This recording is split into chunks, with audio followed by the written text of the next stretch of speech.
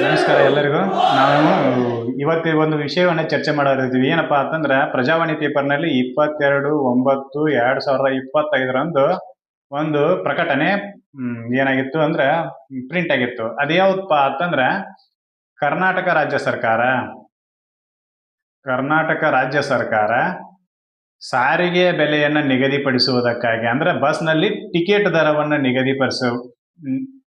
ದರವನ್ನ ನಿಗದಿಪಡಿಸುವುದಕ್ಕಾಗಿ ಒಂದು ಆಯೋಗವನ್ನ ಸ್ಥಾಪನೆ ಮಾಡೋರು ಅಂತ. ಹೌದಾ? ಈ ಆಯೋಗ ಯಾವ ಆಯೋಗದಂತೆ ಇರ್ತೈತಿ ಅಂತಂದ್ರೆ, ಕರ್ನಾಟಕ ವಿದ್ಯುತ್ ನಿಯಂತ್ರಣ ಆಯೋಗ.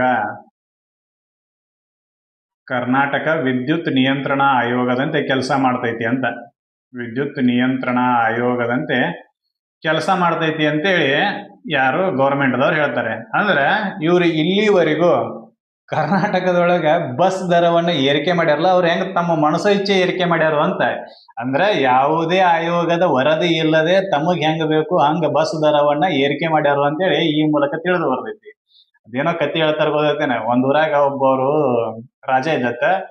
ಆ ರಾಜನ ಹತ್ರ ಎಲ್ಲಾರು ಈ ಏನು ಹೋಟೆಲ್ ಮಾಲಕರು ಎಲ್ಲಾರು ಹೋಗಿ, ಸರ ಎಲ್ಲಾ ಕಾಳು ದಿನಸುಗಳು ತುಟ್ಟಾಗ್ಯಾವ, ಅಂದ್ರೆ ದರ ಹೆಚ್ಚಿಗೆ ಜಾಸ್ತಿ ಆಗೈತಿ, ಅದಕ್ಕೆ ನಮಗ ಹೋಟೆಲ್ನಲ್ಲಿ ಮಾಡ್ತಕ್ಕಂಥ ವಸ್ತುಗಳ ಬೆಲೆನ ಜಾಸ್ತಿ ಮಾಡಬೇಕು, ಅದಕ್ಕೆ ಮಂದಿ ಎಲ್ಲ ಹೋರಾಟ ಮಾಡ್ತೈತ್ರಿ, ನೀವು ಸ್ವಲ್ಪ ಹೇಳ್ರಿ ಅಂತ ಹೇಳ್ತಾರ ಅವ್ರು. ಯಾರಿಗೆ? ರಾಜರಿಗೆ. ಯಾರು? ಹೋಟೆಲ್ ಮಾಲೀಕರು. ಏನಂತೇಳಿ, ಹೊರಗೆ ಸಿಗ್ತಕ್ಕಂಥ ಕಾಳು ದಿನಿಸಗಳು, ಅಂದ್ರೆ ಹೋಟೆಲ್ನಲ್ಲಿ ಏನು ಬೇಕಾಗ್ತೈತಿ ಅವಶ್ಯಕ ದಿನಿಸಗಳು, ಅದರ ಬೆಲೆ ಜಾಸ್ತಿ ಆಗೈತಿ, ಕಾಯಿಪಲ್ಲೆ ಬೆಲೆ ಜಾಸ್ತಿ ಆಗೈತಿ, ಟ್ರಾನ್ಸ್ಪೋರ್ಟೇಷನ್ ಚಾರ್ಜ್ ಜಾಸ್ತಿ ಆಗೈತಿ, ಅದಕ್ಕೆ ನೀವೇನ್ ಮಾಡ್ರಿ ಅಂತಂದ್ರೆ ರೇಟ್ ಅನ್ನ ಜಾಸ್ತಿ ಮಾಡಾಕ ನಾವು ಮಾಡಿದ್ವಿ ಅಂತಂದ್ರೆ ಜನ ಎಲ್ಲ ದಂಗೆ ಹೇಳ್ತಾರೆ, ಅದಕ್ಕೆ ನೀವೇನ್ ಮಾಡ್ರಿ ಅಂತಂದ್ರೆ ಜನರಿಗೆ ಹೇಳ್ರಿ ಅಂತೇಳಿ ರಾಜರ ಹತ್ರ ಬರ್ತಾರ ಅವ್ರು. ರಾಜ ಕೇಳ್ತಾನೆ, ಎಷ್ಟು ಹೆಚ್ಚಿಗೆ ಮಾಡ್ಬೇಕನ್ನಾಕತ್ತೀರಿ ಅಂತ. ಅವ್ರಿದ್ದವರು, ಸರ ನಮ್ಮಲ್ಲಿ ಒಂದು ಪ್ಲೇಟ್ ಪೂರಿಗೆ 40 ರೂಪಾಯಿ ಇದ್ರಿ, ನಾವು 45 ರೂಪಾಯಿ ಮಾಡ್ಬೇಕನ್ನತ್ತೀವ್ರಿ ಅಂತಾರ ಅವ್ರು. ಆಮೇಲೆ ಒಂದು ದೋಸೆಗೆ 30 ರೂಪಾಯಿ ಇದ್ರಿ, ಅದನ್ನ ನಾವು 35 ರೂಪಾಯಿ ಮಾಡ್ಬೇಕು ಅನ್ನತ್ತೀವಿ ಅಂತಾರ ಅವ್ರು. ಯಾರು? ಹೋಟೆಲ್ ಮಾಲಕರು ಎಲ್ಲಾರು ಸೇರಿ. ಅವಾಗ ರಾಜ ಏನಂತಾನಂದ್ರೆ, ನೀವು ಇಷ್ಟು ಮಾಡೋದು ಬೇಡ, ಒಂದು ಪ್ಲೇಟ್ ಪೂರಿ ಬೆಲೆ 45, ಇದನ್ನ 60 ಮಾಡ್ರಿ ಅಂತ. ನಾವು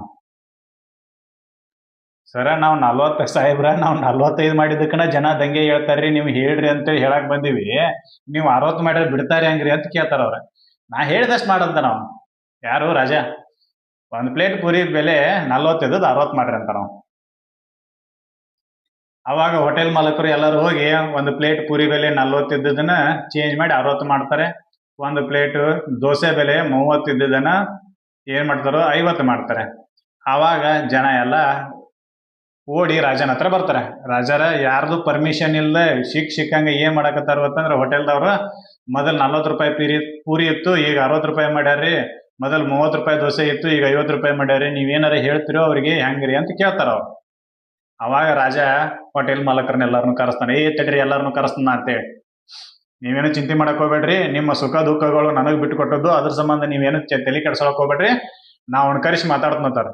ಕರೆಸ್ತಾನ ಎಲ್ಲಾರನು, ಅವ್ರ ಮುಂದೆ ಕರೆಸ್ತಾನೆ. ಏನಂತೇಳಿ, ಬರ್ಲಿ ಮಕ್ಕಳ್ರಿ ಎಲ್ಲಾರು ಇಲ್ಲಿ ಅಂತೇಳಿ, ಹೋಟೆಲ್ದವ್ರು ಎಲ್ಲಾರು ಬರ್ಲಿ ಅಂತೇಳಿ ಕರೆಸ್ತಾನ. ಕರೆ ಅಂತೇಳಿ, ಯಾಕ್ರ 40 ರೂಪಾಯಿ ಇದ್ದದ ಪೂರಿ ರೇಟ್ 60 ರೂಪಾಯಿ ಮಾಡಿರಂತ, ಯಾಕ ಏನಾಗೈತಿ ಅಂತ ಕೇಳ್ತಾರ. ಅವ್ರು ಹೇಳ್ತಾರ, ಸಾಹೇಬ್ರ ಹಿಂಗ ಸಾಮಾನುಗಳು ಜಾಸ್ತಿ ಆಗಿವೆ, ಸಾಮಾನ್ ರೇಟ್ ಅದು ಎಲ್ಲ ಜಾಸ್ತಿ ಆಗ್ಯಾವ ಸರ, 60 ರೂಪಾಯಿ ಮಾಡ್ಲಾರ್ದ ನಮಗ್ ಪೂರೋಡ್ಸಂಗಿಲ್ರಿ, ಸಾಲಂಗಿಲ್ಲ ಅಂತ ಹೇಳ್ತಾರ ಅವ್ರು. ಹಂಗೇನು ಇಲ್ಲ, ಜನ ಅಂದ್ರ ದೇವ್ರಿದ್ದಂಗ, ನೀವು 40 ರೂಪಾಯಿ ಏನ್ ಮಾಡ್ಯಾರಲ್ಲ, ಸಾರಿ 60 ರೂಪಾಯಿ ಏನ್ ಮಾಡ್ಯಾರಲ್ಲ, ಅದನ್ನ 50 ರೂಪಾಯಿ ಮಾಡಿ ಮಾರಾಟ ಮಾಡ್ಬೇಕು ನೋಡ್ರಿ ಇವತ್ತಿನ ನಡುವ ಅಂತ ಹೇಳ್ತಾರ. ಜನ ಎಲ್ಲ ಫುಲ್ ಖುಷಿ. ನಮ್ ರಾಜಾರ ನಮ್ ಬಗ್ಗೆ ಎಷ್ಟು ಕಾಳಜಿ ವಹಿಸ್ಯಾರತ್ತೆ, ಜನ ಎಲ್ಲ ಫುಲ್ ಖುಷಿ. ಈ ಕರೆ ರೇಟ್ ಏನಾಗ್ಬೇಕಾಗಿತ್ತು ಅಂತಂದ್ರೆ 40ರಿಂದ 45 ರೂಪಾಯಿ ಆಗ್ಬೇಕಾಗಿತ್ತು. 5 ರೂಪಾಯಿ ಹೆಚ್ಚಿಗೆ ಕೊಟ್ಟು ಖುಷಿ ಇವ್ರು.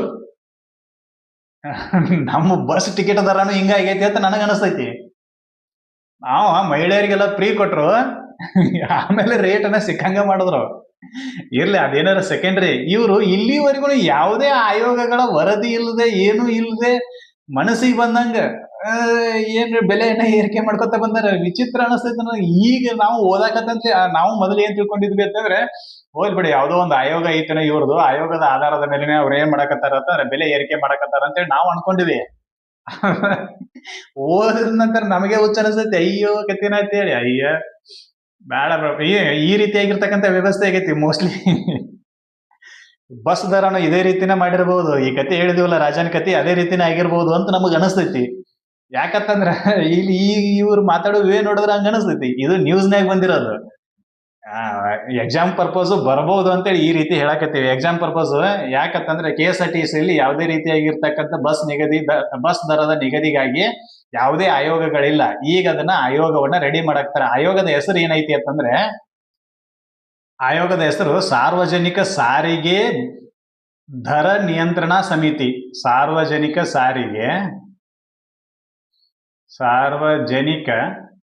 ಸಾರಿಗೆ ದರ ನಿಯಂತ್ರಣಾ ಸಮಿತಿ. ಇಂಥದ್ದ ಒಂದು ಸಮಿತಿ ಎಲ್ಲೈತಿ ಅಂತಂದ್ರೆ ಕರ್ನಾಟಕದ ವಿದ್ಯುತ್ ಇಲಾಖೆಗೂ ಐತಿ. ಅಲ್ಲಿ ಕರ್ನಾಟಕ ವಿದ್ಯುತ್ ನಿಯಂತ್ರಣಾ ಸಮಿತಿ ಅಂತೇಳಿ ಏನು ನಿಯಂತ್ರಣ ಮಾಡ್ತಾರೋ ಅಂತೇಳಿ ನಮಗ ತಿಳಿಯಂಗಿಲ್ಲ. ಎಲ್ಲ ನಾ ಕರೆಕ್ಟ್ ಪ್ರೀ ಕೊಟ್ರಲ್ಲ, ಇವ್ರೇನು ಈ ಸಮಿತಿಯವರೇ ವರದಿ ಮಾಡಿದ್ರ ಅಂತೇಳಿ ನಮಗ್ ಅನಿಸ್ತೈತಿ. ಈ ಸಮಿತಿಯವರು ವರದಿ ಮಾಡಿದ್ರು ಅಂತಂದ್ರೆ ಇವ್ರು ಎಟ್ಟು ಶಾಣ್ಯಾರ್ದಾರ ಅಂತ ನಮಗ್ ಗೊತ್ತಾಕೈತಿ. ವರದಿ ಮಾಡಿರ್ಲಿಲ್ಲ, ಗೌರ್ಮೆಂಟ್ ಇದನ್ನಿತ್ತು ಅಂತಂದ್ರೆ ನಾವ್ ಏನ್ ಅನ್ನಕ್ ಬರೋದಿಲ್ಲ. ಯಾಕಂದ್ರೆ ಗೌರ್ಮೆಂಟ್ ವಿರುದ್ಧ ಮಾತಾಡಕ್ ಆಗೋದಿಲ್ಲ.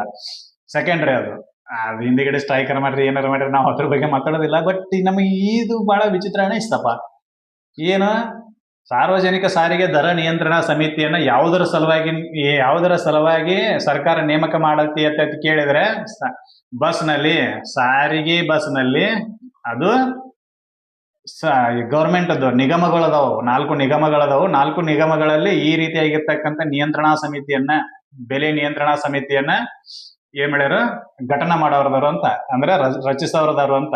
ಅಂದ್ರೆ ಇಲ್ಲಿವರೆಗೂ ಯಾವುದೇ ರೀತಿಯಾಗಿರ್ತಕ್ಕಂಥ ಸಮಿತಿಗಳ ವರದಿ ಇಲ್ಲದೆ ಬಸ್ ಚಾರ್ಜ್ ಹೆಚ್ಚಿಗೆ ಆಗ್ತಿತ್ತು ಅಂತೇಳಿ ನಮ್ಗೆ ಗೊತ್ತಾಗತ್ತೆ. ಅಂತಂದ್ರೆ ಸೆಂಟ್ರಲ್ದವ್ರು ಎಲ್ಲಾರೆ ₹1 ಪೆಟ್ರೋಲ್ ಡೀಸೆಲ್ ಬೇರೆ ಏರಿಸಿದ್ರು ಅಂತಂದ್ರೆ ಇವ್ರು ₹10 ಟಿಕೆಟ್ ಬೆಲೆ ಏರಿಸ್ತಿದ್ರು. ಈ ರೀತಿಯಾಗಿರ್ತಕ್ಕಂಥ ವ್ಯವಸ್ಥೆಗಳು ಇದ್ದು ಇಲ್ಲಿವರೆಗೂ ಅದೇ ನಡ್ಕೊಂಡ ಬಂದಿತ್ತು. ಈಗೂ ಅದ ಹೊಂಟೈತಿ ಅಂತ ನನಗೆ ಅನಿಸ್ತೈತಿ. ಯಾಕೆ ಹಿಂಗ್ ಮಾಡಿರಿ ಅಂತ ಕೇಳಿದ್ರೆ, ಪರಿಷ್ಕೃತ ದರವನ್ನ ನಾವು ವರ್ಷಕ್ಕೆ ಒಂದೇ ಸಲ ಏರಿಸ್ತೀವ್ರಿ, ವರ್ಷಕ್ಕೊಂದ್ಸಲ 2 ವರ್ಷಕ್ಕೊಂದ್ಸಲ ಏರಿಸ್ತೀವಿ. ಹಿಂಗಾಗಿ ಸಾರ್ವಜನಿಕರು ತೊಂದರೆ ಆಗತೈತಿ. ಅದಕ್ಕೆ ಪ್ರತಿ ವರ್ಷನೂ ಒಂದ್ ಇಟೀಟ ಏರಿಸಿರ ಸಾರ್ವಜನಿಕರಿಗೆ ತೊಂದರೆ ಆಗುದಿಲ್ಲ ಅಂತ ಸರ್ಕಾರದ ಅಭಿಮತ. ಪೇಪರ್ನೇ ಹಂಗೆ ಬರ್ದಾರೆ, ನಾ ಸುಳ್ಳು ಹೇಳೋದಿಲ್ಲ. 22/9/2025 ಪ್ರಜಾವಾಣಿ ಪೇಪರ್ ನೋಡ್ರಿ, ಅದ್ರಾಗ ಐತಿ ಏನಂತೇಳಿ. ಈ ರೀತಿ ಅಂದ್ರೆ ಪದೇ ದರ ಏರಿಸೋದ್ರಿಂದ ಸಾರ್ವಜನಿಕರಿಗೆ ಏನಾಕೈತಿ ಅಂತಂದ್ರೆ, ಈ ಪರಿಷ್ಕೃತ ದರವನ್ನು ಏರಿಸೋದ್ರಿಂದ, ಸಮಿತಿ ಪರಿಷ್ಕೃತ ದರ ಪ್ರತಿ ಸಲನು ಏರಿಸೋದ್ರಿಂದ, ಅಥವಾ 2 ರಿಂದ 3 ವರ್ಷಕ್ಕೆ ಒಂದ್ಸಲ ಏರಿಸೋದ್ರಿಂದ ಸರ್ಕಾರದ ಮೇಲೆ ಸಿಟ್ಟಾಕಾರ. ಅದಕ್ಕೆ ಏನ್ ಮಾಡಬಹುದು ಅಂತಂದ್ರೆ, ಪ್ರತಿ ವರ್ಷನೂ ಈ ಸಮಿತಿ ವರದಿಯ ಆಧಾರದ ಮೇಲೆ ನಾವ್ ಏನ್ ಮಾಡ್ತೀವಿ, ದರವನ್ನ ಏರಿಕೆ ಮಾಡ್ತೀವಿ ಅಂತ ಬರೀತಾರ ಅದ್ರಾಗ. ಅಂದ್ರೆ ಇವ್ರದ್ದು ಪರಿಷ್ಕೃತ ವರದಿ ದರ ಇಳಿಕೆ ಮಾಡೋದ್ರ ಬಗ್ಗೆ ಚಿಂತೆ ಇಲ್ಲ, ದರ ಏರಿಕೆ ಮಾಡೋದ್ರ ಬಗ್ಗೆ ಚಿಂತೆ ಐತಿ ಗೌರ್ಮೆಂಟ್ ಅಂತ. ಇದಿಷ್ಟ ಇವತ್ತಿನ ವಿಶೇಷ ಮಾಹಿತಿ ಕರೆಂಟ್ ಇವೆಂಟ್ಸ್ ಒಳಗ. ಅಂದ್ರ KSRTC ವರೆಗೂ ಏನ್ ಮಾಡ್ತಾರ ಅಂತಂದ್ರೆ, ಈಗ ಒಂದು ಸಮಿತಿನ ನೇಮಕ ಮಾಡೋದ್ರ, ಆ ಸಮಿತಿ ಸಾರ್ವಜನಿಕ ದರ ನಿಯಂತ್ರಣ ಸಮಿತಿ ಅಂತ ಐತಿ. ಇದರ ಸಮಿತಿ ಯಾರನ್ನ ನೋಡಿ ಮಾಡ್ಯಾರು ಅಂತಂದ್ರ, ಕರ್ನಾಟಕದೊಳಗ ವಿದ್ಯುತ್ ನಿಯಂತ್ರಣಾ ಸಮಿತಿಯನ್ನ ನೋಡಿ ಈ ರೀತಿಯಾಗಿರ್ತಕ್ಕಂಥ ಸಮಿತಿಯ ರಚನೆ ಮಾಡ್ಯಾರ. ಇದಿಷ್ಟು ನಮಗ್ ಗೊತ್ತಿರ್ಬೇಕು.